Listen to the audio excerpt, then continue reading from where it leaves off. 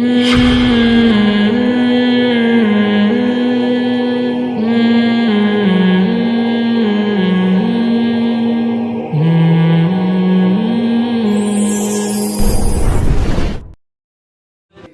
یہ ساری چیزیں انسان میں جو خرابیاں پیدا ہوتی ہیں، یہ خرابیاں جب پیدا ہوتی ہیں جب انسان اللہ پہ اعتماد کرنا چھوڑ دیتا ہے، تو پھر وہ اخلاقی لحاظ سے پست حرکتیں کرنا شروع کرتا ہے. ادھر اس کو الو بنایا، ادھر اس کو بیوقوف بنایا، ادھر جھوٹ بولا، ادھر یہ کیا. اور جو عزت دار آدمی ہے، جو اللہ پہ اعتماد کرتا ہے، بھائی جو رزق میرے مقدر میں اللہ نے لکھ دیا ہے وہ مجھ تک پہنچ کر رہے. دیکھو ایک چھوٹی سی بات کر کے بیان ختم کرتا ہوں. بعض دفعہ یہ ہوتا ہے کہ ایک آدمی کا کاروبار چل رہا ہے، دودھ کی دکان ہے فار ایگزامپل، اس کے پاس رش ہے. آپ کو پتہ ہے میں نے اگر اس کے ساتھ دودھ کی دکان کھول لی، اس کا کاروبار بولو بھائی بند ہو جائے. اخلاقیات کا تقاضا کیا ہے کہ آپ یہاں اپنی شاپ بولو نہ کھولیں، کہیں اور کھول لو. لیکن لوگ کرتے ہیں ایسا؟ نہیں کرتے، برابر میں کھول لیں گے. جائز تو ہے، ظاہر ہے آپ کی پراپرٹی، آپ جو مرضی کرو، لیکن اخلاقیات کا تقاضا یہ نہیں ہے. کسی اور جگہ کھول لو. ایک عرب تھے، ہمارے حضرت کو انہوں نے اپنا واقعہ بتایا کہ میری دکان پہ بہت رش تھا، خاص طور پہ جو عید کے دن ہوتے ہیں نا ان میں شاپنگ کا بہت رش ہوتا ہے. کہہ رہے ہیں میری جو ساتھ والی دکان تھی وہی چیز وہ بھی بیچ رہا ہے لیکن اس کے پاس رش ہی نہیں ہے. تو ایک دن میں نے اپنی دکان صرف اس لیے نہ بند کی، شٹر گرایا کہ تھوڑا رش کچھ وہ بھی کما لے. سمجھ میں آ رہی ہے بات؟ یار وہ بیچارہ، اس کو دیکھ کے ترس آنا شروع ہو گیا تھا کہ وہ کیا سوچتا ہوگا. تو آج میں چھٹی کرتا ہوں، مجھے اللہ نے بہت دے دیا، کچھ اس کو بھی کمانے دو، جو میرے مقدر کا ہے وہ مجھے مل کے رہے گا. لیکن پڑوسیوں کا احترام ہے نا، تو پڑوس میں تو چاہے دکاندار ہو یا کچھ بھی ہو. ہمارے یہاں کیا ہوتا ہے، کان بھر رہے ہوتے ہیں اس کے پاس نہیں جانا، یہ 2 نمبر مال بیچتا ہے. سائڈ پہ لے جا کے نا خسر پسر کر رہے ہوتے ہیں. اس کو یہ خطرہ ہوتا ہے کہ یہ میرے خلاف بول رہا ہے، ویسے بولتے رہیں گے. میرے ایک بائک لے کے میں گیا کسی کے پاس، تو میں پہلے اس کے پاس جاتا تھا، میں اس کے پاس چلا گیا نا ساتھ والے. تو میں نے کام کروایا تو اس نے مجھے کہا یار تم اس کے پاس کیوں جاتے ہیں، یہ ساتھ میں یہ تو 2 نمبر آدمی ہے، گڑبڑ کرتا ہے. بہرحال اس کو بتانا نہیں مفتی صاحب کہ میں نے آپ کو یہ کہا، یہ بندہ ہی ٹھیک نہیں ہے. بالفرض اگر بندہ ٹھیک نہیں بھی ہے، ایک مثال دے رہا ہوں، تو یا تو آپ کوئی ثبوت پیش کرو. ثبوت نہیں ہے تو خامخواہ میں چکر میں ڈالنا یہ تو غیر اخلاقی حرکت ہے نا. میں تو چکر میں آ گیا، پتہ نہیں یہ جھوٹا ہے یا وہ جھوٹا ہے، تو میں نے دونوں سے ہی کام کرانا چھوڑ دیا. میں نے کہا یا تو یہ سچ کہہ رہا ہے، یہ 2 نمبر ہے، اگر یہ نہیں ہے تو پھر یہ تو 2 نمبر بہرحال ہے ہی. تو نہ خود جیتے ہیں نہ دوسروں کو جینے دیتے ہیں. اگر وہ 2 نمبر ہے بھی تو آپ کے پاس ثبوت نہیں ہے تو آپ بولو بھائی یا کام کرا لیں. بھائی وہ کیسا آدمی، بھائی مفتی صاحب وہ آپ جانے وہ جانے، میں تو اپنے بارے میں بتا سکتا ہوں، میں کسی کی ذمہ داری کیوں لوں. لیکن پڑوس کی جڑ کاٹ رہے ہوتے ہیں، اپنے جو ہے نا رشتے توڑواتے ہیں لوگ. پتہ ہے آپ کو، کہیں نکاح کا پیغام بھیجو نا، لوگ جا کے کباب میں ہڈی بن کے غیبتیں کر کر کے توڑوا دیتے ہیں. تو یہ ساری غیر اخلاقی حرکتیں ہیں. جو اللہ پہ اعتماد، اللہ پہ توکل کرتا ہے وہ عزت کے ساتھ کماتا ہے، دوسروں کا خیال بھی کرتا ہے. تو جو روزی اللہ نے میرے مقدر میں لکھی ہے وہ آ کے رہے گی. اور پھر اللہ دیتے بھی ہیں اس کو، تھوڑا آزماتے ہیں لیکن دیتے ہیں. اور بڑی بات ہے لوگوں کے دلوں میں عزت بیٹھ جاتی ہے. لوگ بھی تو یہ چیزیں نوٹ کر رہے ہوتے ہیں نا کہ یار کبھی ہمارے خلاف ورغلاتا نہیں ہے، کبھی کسی کو ہمارے خلاف نہیں بولتا اور خیال کرتا ہے الٹا ہمارا ہے بھائی. تو عزت ملتی ہے. عزت ایسی چیز ہے. ایک صاحب نے مجھے بتایا کہ میں ایک پیر صاحب سے بیعت ہوا، اس کو نہیں پتا تھا یہ 2 نمبر آدمی ہے. کہہ رہے میں نے ہدیہ ہی نہیں دیا کئی دنوں تک. اب یہ جو بیعت ہوا یہ بڑا کروڑپتی سیٹھ. کہہ رہے ایک دن پیر صاحب نے کہا یار آج تک کبھی ہدیہ ودیہ نہیں دیا تم نے، یار کوئی 40-50 ہزار روپے دو تو ہمیں. کہتا میں وہاں سے بھاگ گیا اور میں نے پھر ان پیر صاحب کو خط لکھا کہ اگر مجھے آپ پر اعتماد ہو جاتا نا کہ آپ لالچی نہیں ہیں تو 50,000 کی کوئی ویلیو میری نظر میں نہیں ہے، لیکن آپ نے اپنی قیمت 50,000 رکھ کے نا اپنے آپ کو میری نظروں میں گرا دی ہے. سمجھ میں آ رہی ہے؟ اور صحیح پیروں کا حال دیکھیں. ہمارے ایک رشتہ دار تھے، بچپن کا واقعہ سنائے، کہہ رہے ہیں KPK میں کوئی بڑے عالم تھے، کاش مجھے نام یاد ہوتا تو پھر مزہ آتا. انہوں نے اب تو انتقال ہو گیا. کہتے ہیں میں ان بزرگ کے پاس گیا، بڑی غربت کے حالات، ان سے میں بیعت ہوا، اصلاحی تعلق قائم رکھا. ایک دن میں نے ان کو لفافہ دیا تو کہہ رہے ہیں اپنے کسی مرید کو انہوں نے وہ لفافہ کہا کہ ان کو جا کے واپس کر دو. کہہ رہے ہیں زبردستی مجھے لا کے واپس کیا. انہوں نے کہا بھائی ہمارا اصول یہ ہے کہ جب تک کسی سے بہت زیادہ بے تکلفی نہ ہو جائے ہم ہدیہ وصول نہیں کرتے. ہمیں کیا پتا آپ ابھی نئے آئے ہو, آتے ہی پیسے دینا شروع کر دیے, کون ہو بھائی, کیا ہو, خریدنا چاہتے ہو ہمیں. تو کہہ رہے اس سے قدر کیا ہو گئی, بڑھ گئی. تو عزت کے ساتھ دیکھو, حضرت عمر رضی اللہ تعالیٰ عنہ سے رسول اللہ صلی اللہ علیہ وسلم نے ارشاد فرمایا کہ پیسہ اگر اشراف نفس کے بغیر آئے, میں اس کا اردو میں ترجمہ کروں گا, تو یہ اللہ کی رحمت ہے. لالچ کے ساتھ آئے تو یہ رحمت نہیں ہے. اشراف نفس کہتے ہیں لالچ کے بغیر. یہ حدیث سمجھانے کے لیے نا ایک واقعہ سناتا ہوں, بات ختم ہو جائے گی, بس پھر یہ 2-4 سوال نمٹاتے ہیں. ایک بزرگ تھے, ان کے پاس ایک طالب علم پڑھنے کے لیے گیا. یہ پرانا واقعہ ہے. وہ جب طالب علم نے اپنے استاذ کی حالت دیکھی نا کہ یہ تو بڑی حالت ان کی کیا ہے, خراب ہے, ایک دن استاذ سے پوچھا آپ کے گھر کچھ کھانے کو ہے؟ انہوں نے کہا نہیں ہے. ویسی باتوں ان کا کیا پتا تھا کہ یہ کچھ لے آئے گا اٹھا کے. انہوں نے کہا نہیں ہے. اس نے کہا اچھا میں جا رہا ہوں. گیا, سالن روٹی لے کر آیا. تو ان استاذ نے کہا کہ میں یہ نہیں کھاؤں گا. کیوں نہیں کھاؤں گے بھائی؟ کہا جب تم اٹھ کے گئے نا میرے دل میں لالچ آئی کہ یہ میرے لیے کچھ لے کر آئے گا. تو میرے دل میں کیا ہو گئی, لالچ, ایک لالچ پیدا ہو گئی. اب تو مزے آ گئے, کچھ نہ کچھ تو لے کر آئے گا, ٹھیک ہے نا. تو اس لیے لالچ کے ساتھ جو چیز ملے گی وہ میں نہیں کھاؤں گا, واپس لے جاؤ. طالب علم بھی بڑا ذہین تھا, اس نے کہا ٹھیک ہے جی آپ کا جیسے حکم. گیا, گھوم کے واپس آ گیا. کہہ رہے یہ لیں. انہوں نے بولا کیوں بھائی؟ انہوں نے کہا یہ آپ کے لیے ہدیہ. انہوں نے کہا میں نے منع کیا. انہوں نے کہا وہ تو پہلی دفعہ لالچ تھی نا, اب تو مایوس ہو گئے تھے نا, ٹھیک ہے نا, کہ چلا گیا. انہوں نے کہا ہاں اب تو مایوس, اب کھاؤ. بالکل کھاؤں گا, یہ بغیر لالچ کے آیا ہے. نہیں آئی بات. دوسروں کی جیبوں پہ نظر رکھ کے جو پیسہ آئے گا اس میں برکت نہیں ہوگی, اس سے کتا پن پیدا ہوگا. کتے کا بھی یہی کام ہوتا ہے نا, جب بھی آپ کو سونگتا رہتا ہے, جب جہاں بھی جاؤ گے نا کچھ دے گا دے گا دے گا. جتنی بوٹی ڈالو گے پھر اور چپکے گا, اور ڈالو گے اور چپکے گا. تو جو لالچی آدمی ہوتا ہے لوگوں کی جیبوں پہ نظر ہے کہ پچھلی دفعہ اس نے اتنے پیسے دیے تھے, پتہ نہیں اس دفعہ دوسرے بیٹے کی شادی ہے کتنا ہدیہ دے گا, اب دیکھتے ہیں. سوچ رہے ہوتے ہیں یار دیکھوں, وہ کھجانے کے لیے جیب میں ہاتھ ڈال رہا ہے, شاید اب نوٹ نکال رہا ہے. لوگ گفٹ دیتے ہیں نا ایک دوسرے کو, بھائی بیٹے کی شادی ہوئی ہے یہ لو لے لو بھائی گفٹ لے لو, آپ کی شادی ہوئی لے لو. تو اب کوئی ایسا دوبارہ کوئی پروگرام ہو تو لالچ, اب دیکھتے ہیں یہ کتنے دے گا. وہ ایسے ہی آ گیا کچھ دیے بغیر, تو عجیب سی دل میں نا فیلنگ, ہائے یہ کیا ہو گیا یار, ہم تو بڑی امیدیں رکھ کے آئے تھے. تو اس لالچ کے ساتھ جو پیسہ آتا ہے, اس پیسے سے لالچ ختم نہیں ہوتی بلکہ بڑھتی. آپ کتے بن جاؤ گے اس کے سامنے, ناک رگڑنا شروع کر دو گے ایک دن. استغنا کے ساتھ جو پیسہ آتا ہے اس میں اللہ برکت دیتے ہیں. تو یہ استغنا کے ساتھ واپس چلے گئے, طالب علم دوبارہ لے آیا. انہوں نے کہا آپ کھائیں گے, ٹھیک ہے نا. تو اس طرح جو پیسہ عزت کے ساتھ آئے اس میں اللہ کی طرف سے برکت ہوتی ہے, انسان کی عزت ہوتی ہے, وہ اللہ کی رحمت ہے. ہمارے حضرت مفتی رشید احمد صاحب تو اتنے زیادہ مستغنی تھے کہ اپنی ذات کے لیے تو سوال ہی پیدا نہیں ہوتا, مدرسے کے لیے بھی کبھی چندہ نہیں مانگا حضرت نے, حالانکہ وہ تو جائز ہے. حضرت نے جب مدرسہ بنایا تو لوگوں نے کہا کہ اب آپ چندے کا اعلان کریں, مدرسے میں طلبہ آئیں گے, استاذوں کی تنخواہیں کہاں سے. اس وقت حضرت کے پاس زیادہ پیسہ نہیں تھا, وہ تو بعد میں اللہ نے جب جائیدادیں تقسیم ہوئی تو پیسہ آیا.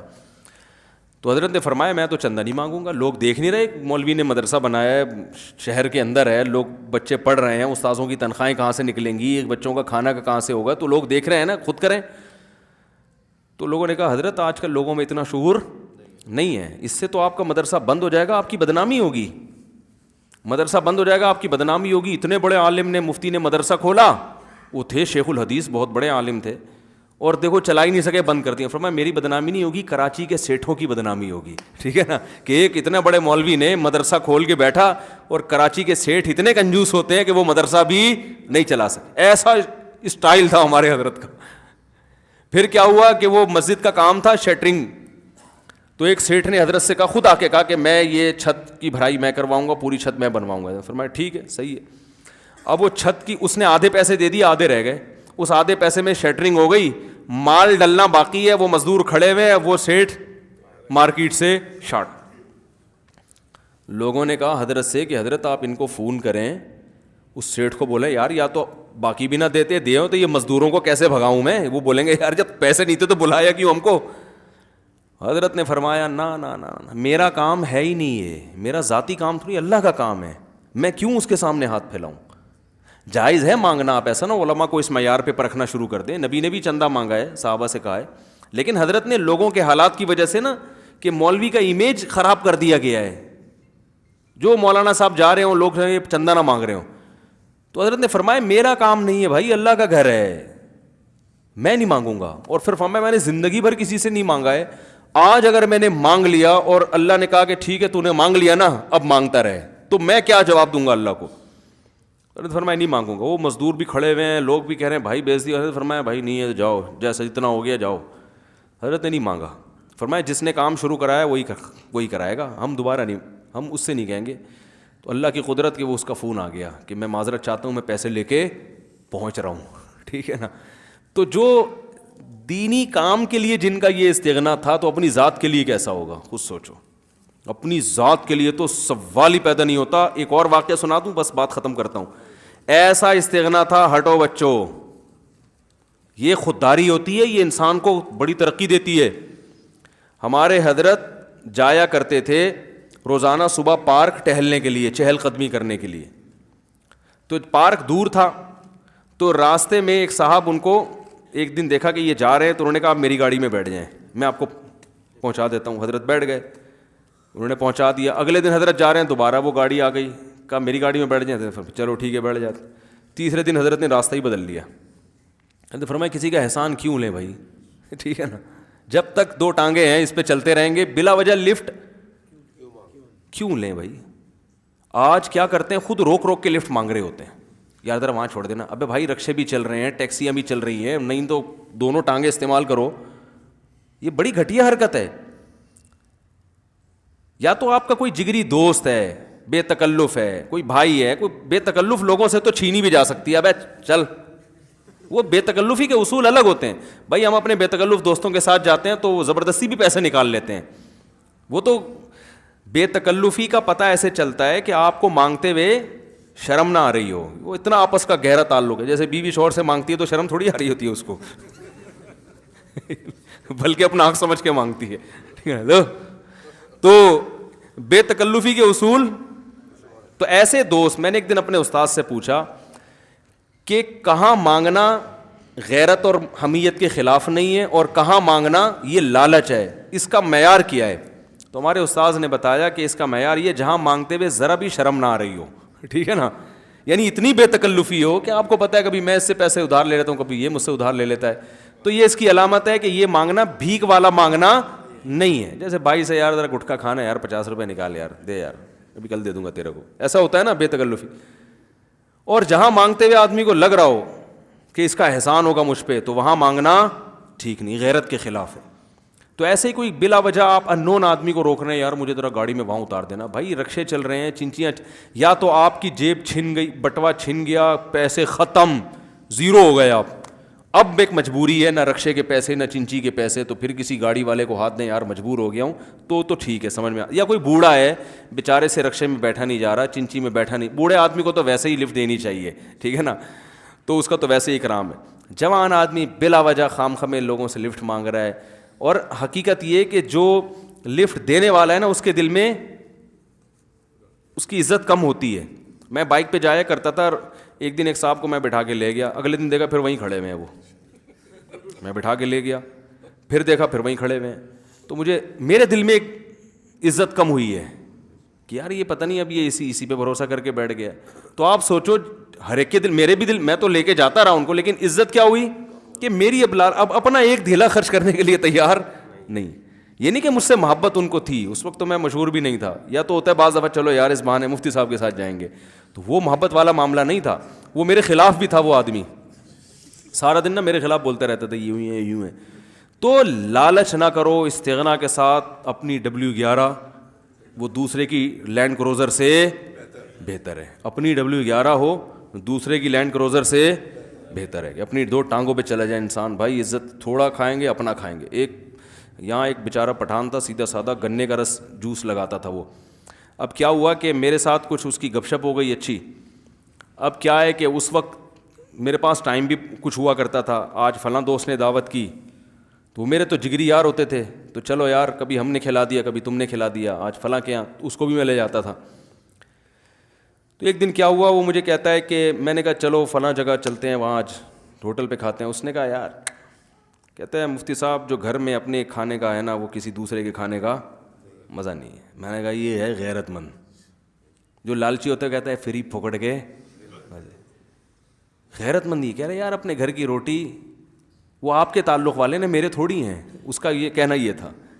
تو مجھے میرے دل میں اس کی عزت بڑھ گئی، یہ غیرت مند آدمی ہے۔ گنے کا ٹھیلا لگا کے جو روکھی سوکھی کھا رہا ہے، واقعی اپنے گھر کا جو مزہ ہے وہ دوسرے کے پیسوں پہ مزہ نہیں ہے۔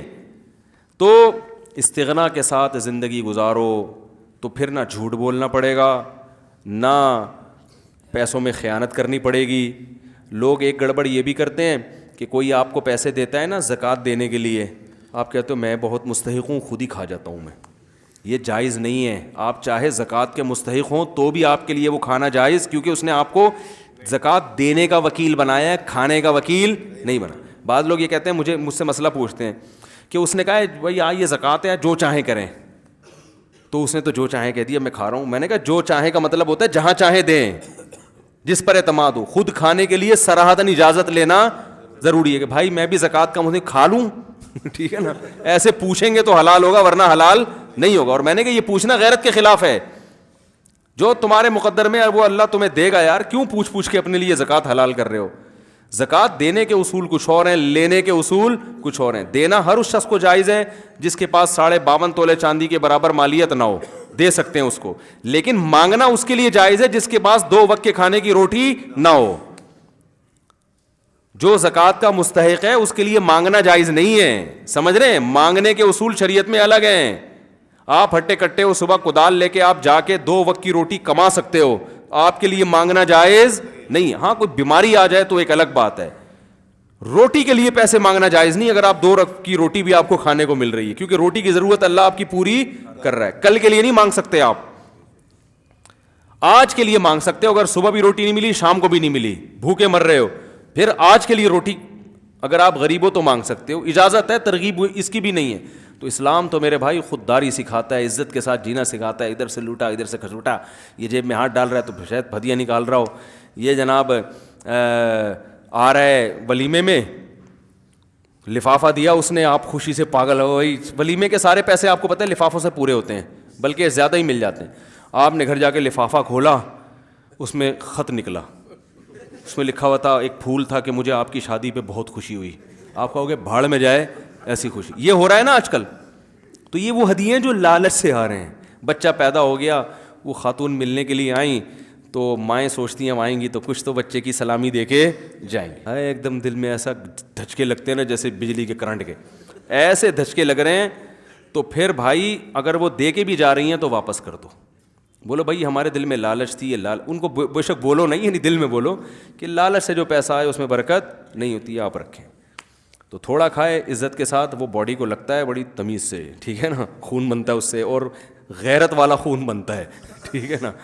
اور اگر وہی ہے لالچ میں کتوں کی طرح ایک بوٹی ڈالو تو پھر پورے محلے میں اس گلی سے اٹھ کے جاتا ہے کبھی؟ کتے کو آپ ایک بوٹی ڈال کے دیکھو بس پھر وہ بیٹھ جائے گا دھرنا مار کے، وہ کہے گا آپ نے تو دیا تھا، بھاگ۔ لوگ کہتے ہیں نا کتے کو ہڈی دے تو جان چھوڑ دے گا، نہیں چھوڑتا، ہڈی نہیں دو گے تو جان چھوڑے گا، بولے گا اس گلی محلے میں میرا رزق نہیں۔ یہ بلی ہے جس میں استغنا ہے، میاؤں میاؤں کرے گی، کھلا دو گے نکل جائے گی پتلی گلی سے، بولے ٹھیک ہے بھائی دوبارہ جب بھوک لگے گی تو ملاقات کریں گے۔ کتا وہیں بیٹھ جائے گا، بولے گا یہاں سے دال روٹی، اور ایسا کتے پن پہ آئے گا نا دم ہلا ہلا کے، بھائی اتنا ہم نے تھوڑی احسان کیا یار، ہم تو کووں کو بھی کھلاتے ہیں، ہم تو چیل کو بھی کھلاتے ہیں، وہ آتے ہیں کھا کے نکل لیتے ہیں پتلی گلی سے، تمہیں ایک بوٹی ڈالی ہے تم وہیں دھرنا مار کے بیٹھ گئے، تو تمہاری اپنی کوئی خودداری بھی تو ہونی چاہیے نا، تم تو کتے ہو، تم تو خود شکار کر کے کھاؤ یار۔ تو وہ کہے گا جب مجھے بغیر فری پھوکڑ میں مل رہا ہے تو میں کیوں شکار کروں؟ تو کتا پن نہ لے کر آئے۔ اللہ تعالیٰ عمل کی توفیق عطا فرمائے۔ بچے کا نام میکائیل رکھ سکتے ہیں، رکھیں بھائی میکائیل۔